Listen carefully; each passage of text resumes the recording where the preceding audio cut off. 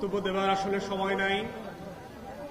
শুধু ইতিহাস থেকে মনে করিয়ে দিতে চাই বাংলাদেশের ৭১-এর আজাদির লড়াইটা কিভাবে ভারত গ্রাস করেছিল এবং সেই নায়ক এবং খলনায়কগুলো কারা ছিল। আমরা সুস্পষ্টভাবে জানি যে আমাদের সীমান্তের ওপারে যারা আছে তারা কখনোই আমাদের বন্ধু না এবং বন্ধু ছিল না।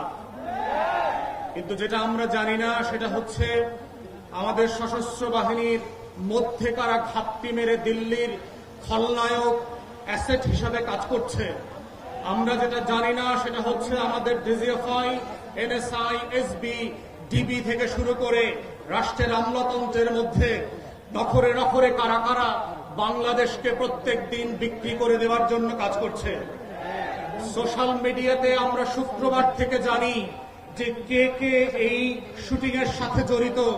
তারা মোমেনশাহী থেকে সীমান্ত ক্রস করে ওই পারে চলে যাবে। গারো পাহাড়ের এক ফিলিপ নামে ছেলের কথা বললাম, কিন্তু আমাদেরকে সোশ্যাল মিডিয়াতে জানানো হলো এই শুটার নাকি সিলেটে যাবে। কারা জানিয়ে পুরো জাতির দৃষ্টি পরিবর্তন করেছে। আমাদের সংস্থাগুলো ৪০ মিটার নিচ থেকে নাকি বিএনপি জামাত ধরতে পারত এক সময়। মাটির নিচ থেকে নাকি তারা মাইক্রোস্কোপ দিয়ে জাতীয় শত্রু এবং পাকিস্তানের গোলামদেরকে নাকি তারা ঘরে বের করত। তাহলে আজকের সেই মাইক্রোস্কোপগুলো কোথায়? আপনাদের ৪০ মিটার মাপার ফিতা কি নষ্ট হয়ে গেছে কিনা? যারা আজকে বাংলাদেশের ভিতরে বসে আমার আজাদির লড়াইকে ধ্বংস করে দিয়েছে, ৭১-এর পরেও আমরা দেখেছি বাংলাদেশে কিভাবে স্বাধীনতাকামী মুক্তির লড়াইয়ের সৈনিকদেরকে ব্রাশফায়ার করে ৩০,০০০ ৪০,০০০ মানুষকে এই আওয়ামী মুজিববাদীরা হত্যা করেছে। আমরা দেখেছি কাউন্টার কুর মধ্য দিয়ে আমাদের সশস্ত্র বাহিনীর ভিতরে শৃঙ্খলা বিনষ্টের যে নিরলস প্রচেষ্টা।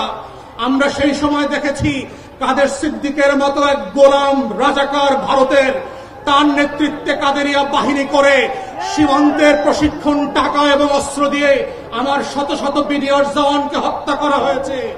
আমরা ৭৫ পরবর্তী বাস্তবতায় দেখেছি কিভাবে বাংলাদেশে রাজনৈতিক অনৈক্য তৈরি করা হয়েছে। এই প্রসেসের মধ্য দিয়ে পৃথিবীতে প্রত্যেকটা আজাদির লড়াইকে কিভাবে খেয়ে দেওয়া হয়। অথবা আজকে অভ্যুত্থানের পক্ষের শক্তি যারা ছিলেন, আপনারা যদি বোধ করে থাকেন ১০টা ২০টা ৩০টা ৫০টা আসনের জন্য ডানে বামে তাকাবেন, মনে রাখবেন বিএনপি জামাতের নেতাদের ফাঁসি কিন্তু আটকানো যায় নাই। আপনাদের বিভক্তি কিন্তু পুরো জাতিকে সর্বগ্রাসী ছোঁয়ার মধ্যে ফেলে দেবে এবং সেই ছবল থেকে কেউ বাঁচতে পারবেন না।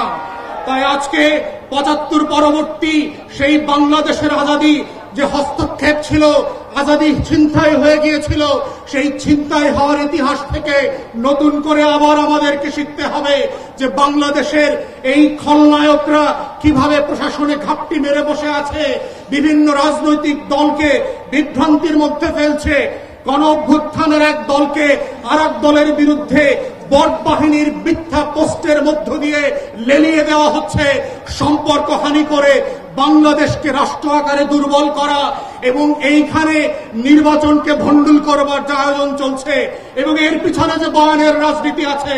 আমার ৫ দশকের বুদ্ধিবেশ্যারা, আমার সাংবাদিক আর শিক্ষকরা ফেসবুকে যারা বিভিন্ন সময় সুশীলতা দেখান, তারা যেভাবে বয়ানের রাজনীতি করছেন, দিল্লির আধিপত্যবাদকে সফট পাওয়ার আকারে আমার সামনে হাজির করছেন, এইটা হচ্ছে অশনি সংকেত। এবং গণ অভ্যুত্থানের তরুণদেরকে মাথায় রাখতে হবে যে এই অভ্যুত্থানটা কিভাবে আগেও আজাদির লড়াইটাকে নাই করে দেওয়া হয়েছিল, কোন কোন উপকরণ দিয়ে করা হয়েছিল, কোন কোন প্রতিষ্ঠানকে দিয়ে করা হয়েছিল, রাজনৈতিক দলগুলোর ভুল সিদ্ধান্তগুলোকে কিভাবে আবার মঞ্চস্থ করবার চেষ্টা করা হচ্ছে। এটা বোঝার মধ্যেই হচ্ছে জুলাইকে ধরে রাখার একমাত্র সত্য। আজকের গণ অভ্যুত্থানের শক্তিগুলোকে মাথায় রাখতে হবে। শত্রু সাপেক্ষে আমার বয়ানের রাজনীতি যেমন মোকাবেলা করতে হবে, শত্রু সাপেক্ষে আজাদির লড়াইকেও হেফাজত করতে হবে। এটাই হচ্ছে আজাদি ধরে রাখার একমাত্র বাহন। এর বাইরে আর কোনো লড়াই নাই এবং সেই লড়াইতে আমরা চাই নতুন করে আবার ইনকিলাব জিন্দাবাদ হয়ে ভারতবর্ষের আনাচে কানাচে থেকে হর্ষদ মোহানির ভয়েস থেকে আজকে যেভাবে হাদির কণ্ঠকে দিয়ে সারা বাংলাদেশ আত্মস্থ করেছিল, সেই ইনকিলাব আবার আবাবিলের মতো আসমান থেকে ফিরে আসবে। ইনকিলাব ইনকিলাব জিন্দাবাদ জিন্দাবাদ ইনকিলাব ইনকিলাব জিন্দাবাদ জিন্দাবাদ ইনকিলাব ইনকিলাব জিন্দাবাদ জিন্দাবাদ